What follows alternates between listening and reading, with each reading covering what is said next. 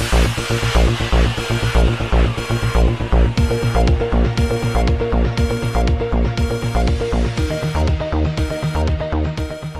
اللہ الرحمن الرحیم۔ السلام علیکم ناظرین۔ ڈپٹی کمشنر فیصل آباد محمد نے ایئرپورٹ کا دورہ کیا اور وہاں پر دبئی سے مزید آنے والی پروازوں کے ضروری انتظامات کو چیک کیا۔ ہمارے ڈویژنل بیورو چیف میاں اعجاز اسلم کے مطابق انہوں نے مسافروں کو قرنطینہ سینٹرز منتقل کرانے کے لیے مختلف افسران اور ٹرانسپورٹ کی دستیابی کا جائزہ لیا، جبکہ ڈیوٹی افسران کو ضروری ہدایات بھی جاری کی۔ اس موقع پر اسسٹنٹ کمشنر صدر و چک جمرہ عمر مقبول، امتیاز بیگ اور دیگر افسران بھی ان کے ہمراہ تھے۔